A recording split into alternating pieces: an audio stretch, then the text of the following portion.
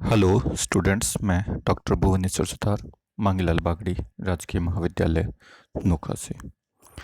आज का हमारा टॉपिक है एकविमीय परिमित गहराई के विभव में कण की गति, particle in one dimensional finite depth potential well. पिछले वीडियो में हमने इनफाइनाइट पोटेंशियल वेल को स्टडी किया था।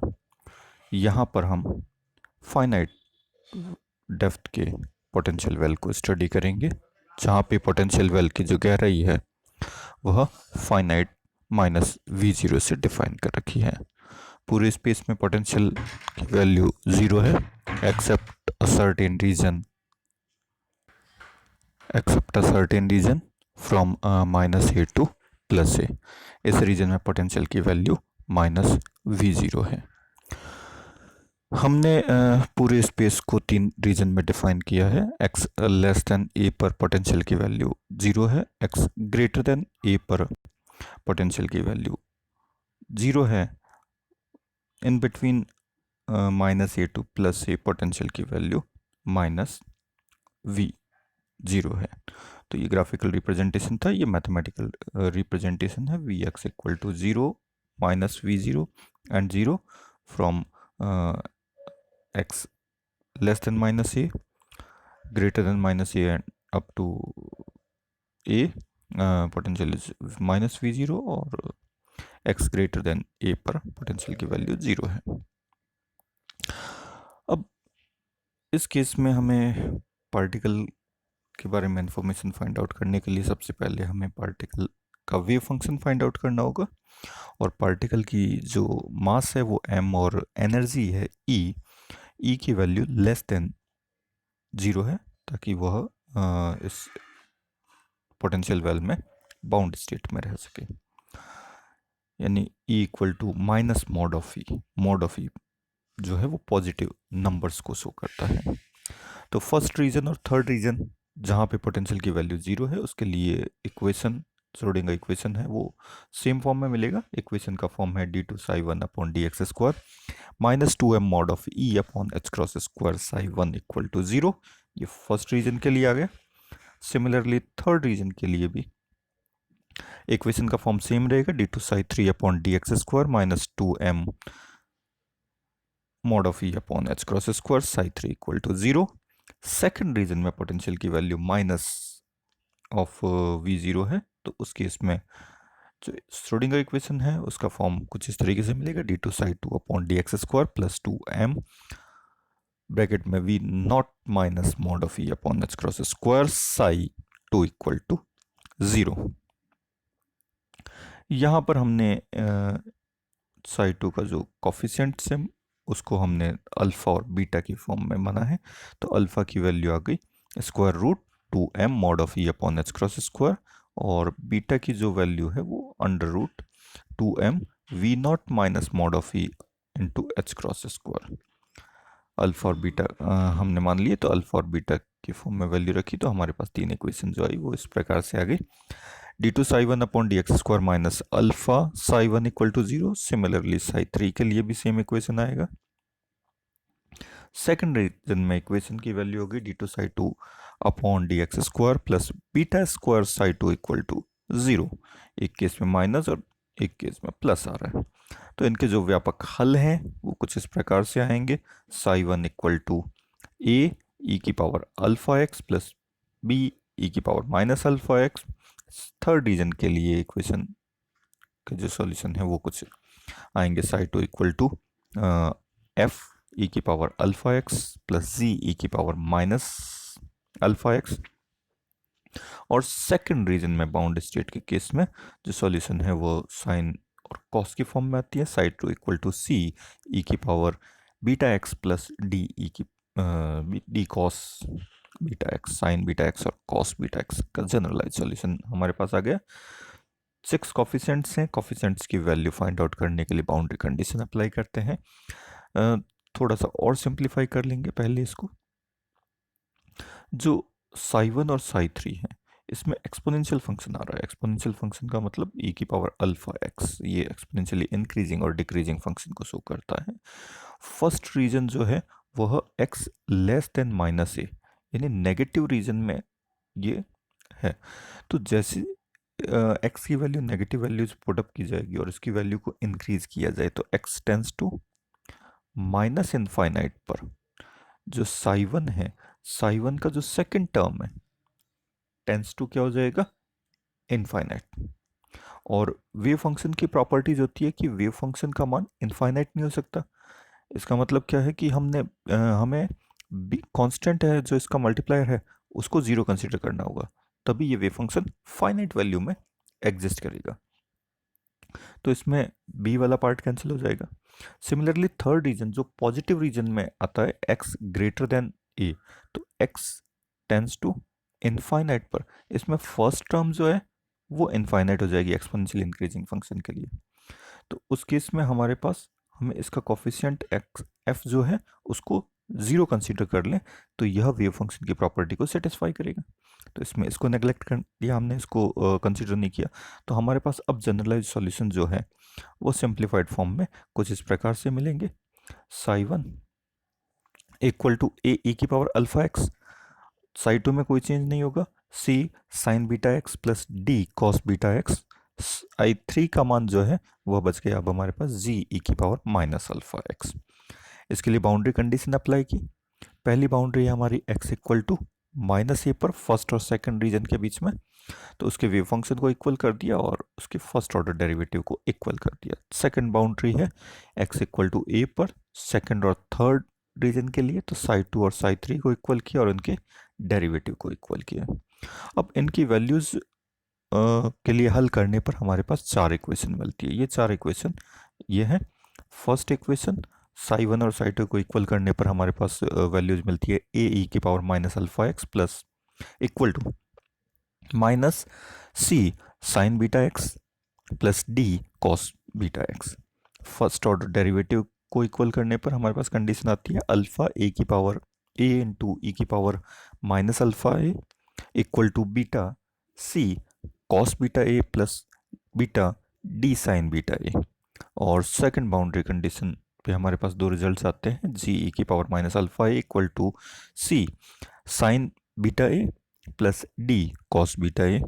और सेकंड कंडीशन इसकी मिलती है माइनस अल्फा जी ई की power minus alpha A equal to beta C cos beta a minus beta D cos sine beta ए।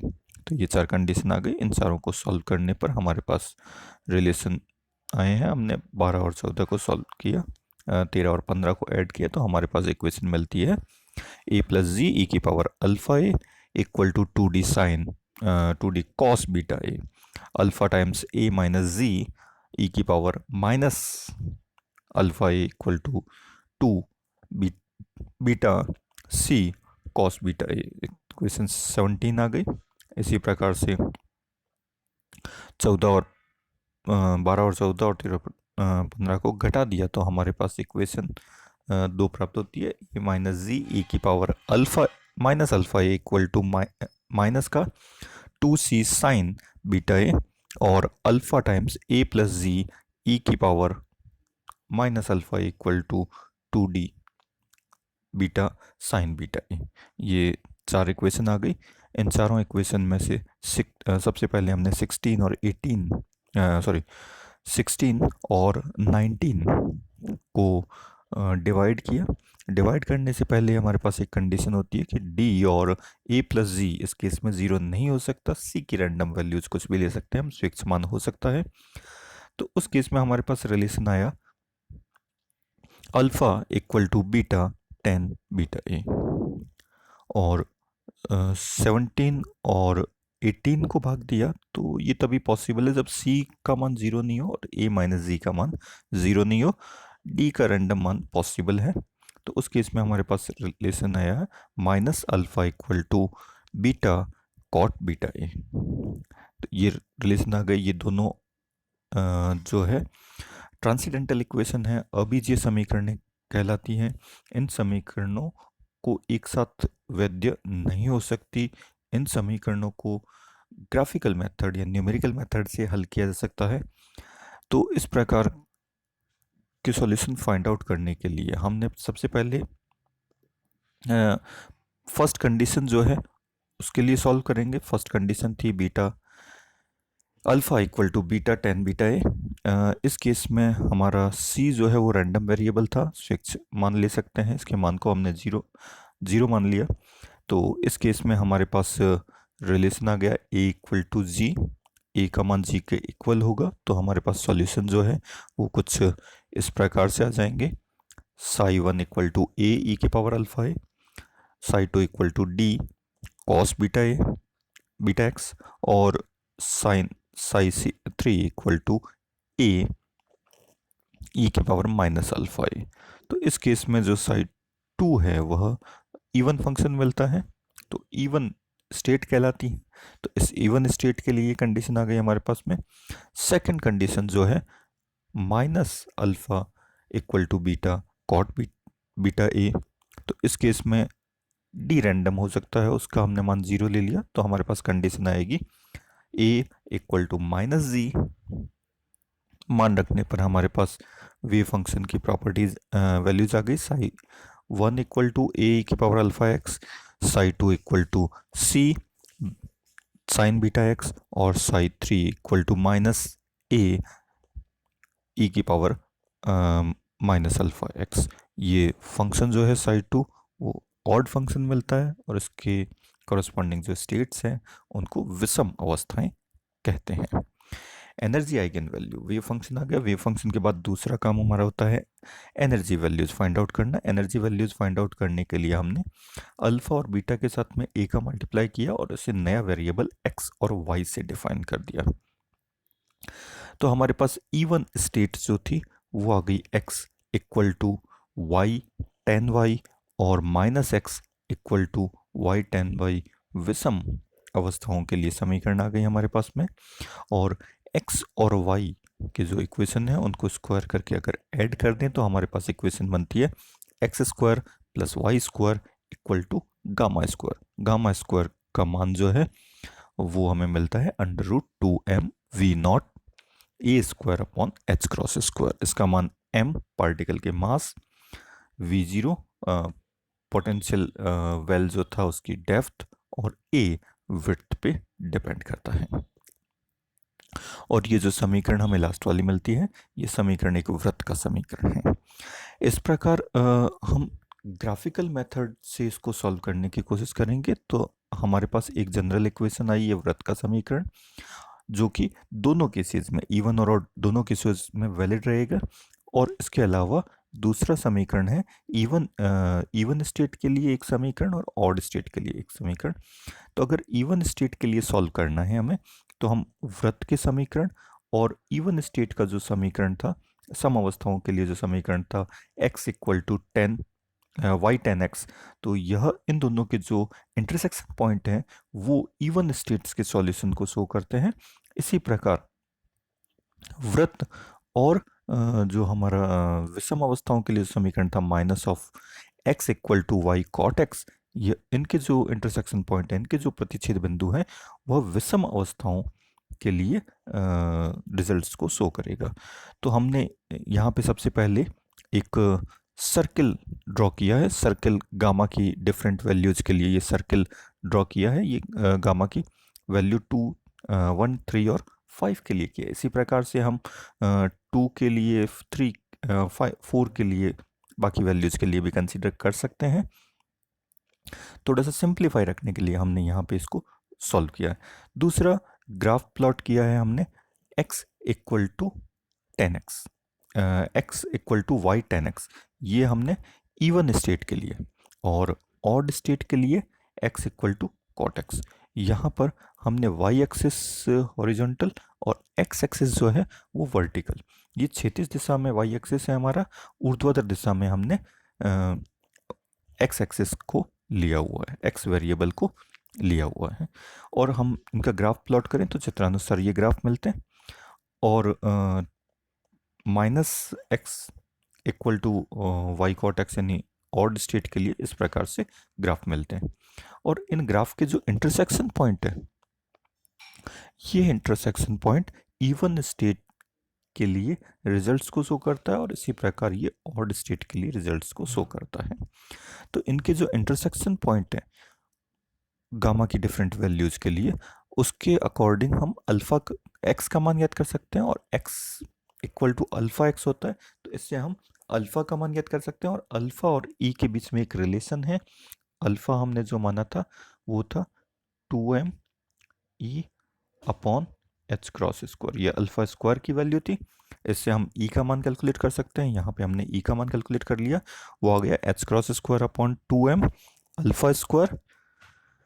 इसमें अगर ए स्क्वायर का ऊपर नीचे मल्टीप्लाई करते हैं तो अल्फा ए स्क्वायर जो है वो एक्स में कन्वर्ट हो गया, तो हमारे पास ई का इक्वेशन है वो एक्स के टर्म्स में आ गया, E n equal to minus h cross square upon 2m a square x n square.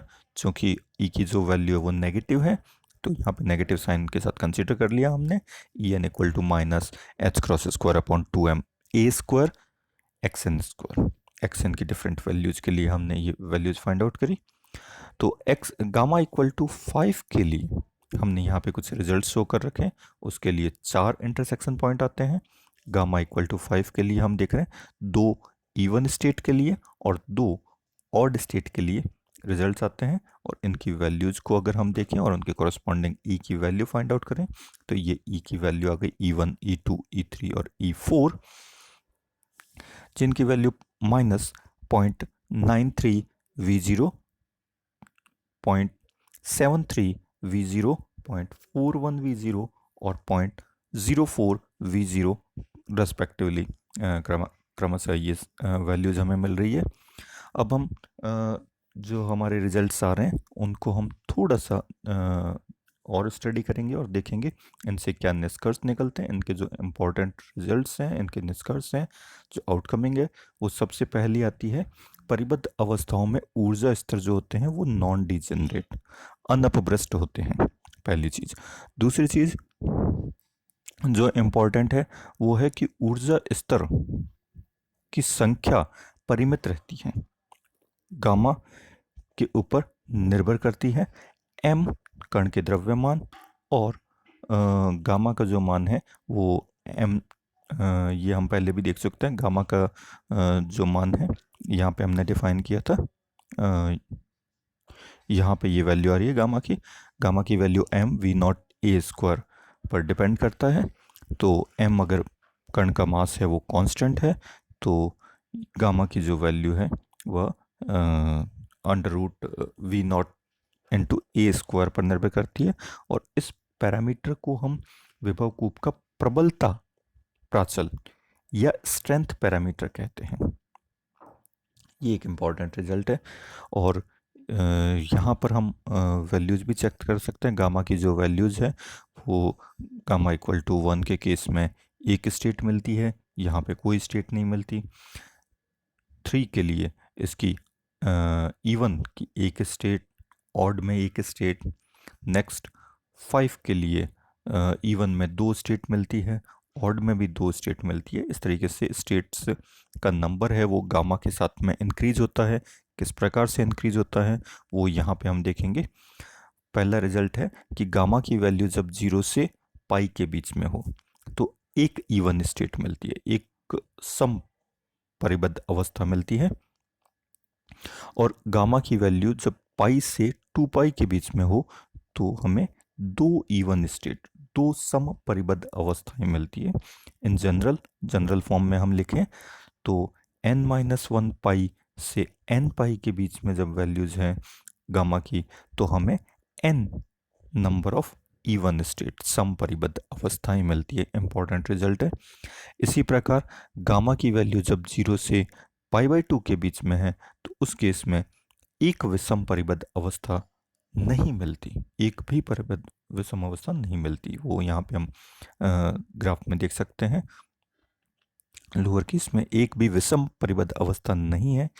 जब गामा की वैल्यू पाई बाई 2 से 3 पाई बाई 2 के बीच में होती है तो एक विषम अवस्था मिलती है। और इसी को जनरलाइज फॉर्म में करें तो n माइनस हाफ पाई से n प्लस हाफ पाई के बीच में अगर वैल्यू हो तो हमें n नंबर ऑफ विषम अवस्थाएं प्राप्त होती हैं। ये इंपॉर्टेंट रिजल्ट है।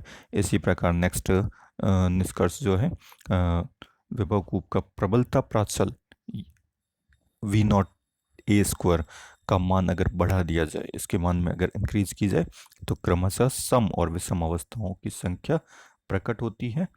और ये हम रिजल्ट देखते हैं कि अगर गामा की वैल्यू n-1 π/2 से n π/2 के बीच में है, तो कुल सम और विषम अवस्थाओं की संख्या, कुल संख्या जो है परिबद्ध अवस्थाओं की, वह n प्राप्त होती है। ठीक है, n-1 π/2 से n π/2 के बीच में। मूल ऊर्जा अवस्था यानी निम्नतम ऊर्जा या ग्राउंड स्टेट जिसको हम कहते हैं, वो सदैव कौन सी होती है? सम अवस्था। ये हम ऊपर ग्राफ में भी देख चुके हैं। सबसे पहले हमें ग्राउंड स्टेट की जो एनर्जी है या गामा की जो लोएस्ट वैल्यू है, उसके लिए सम अवस्था मिलती है। तो ग्राउंड स्टेट एनर्जी जो होगी, ग्राउंड स्टेट लेवल जो होगा, वह सम अवस्था होगा, और उसके बाद क्रमशः विषम और सम अवस्थाएं हमें प्राप्त होती हैं। इसका ग्राफिकली भी हमने आगे एक्सप्लेन कर रखा है। यहाँ पे ग्राफ भी इसका बना हुआ है एनर्जी लेवल्स का।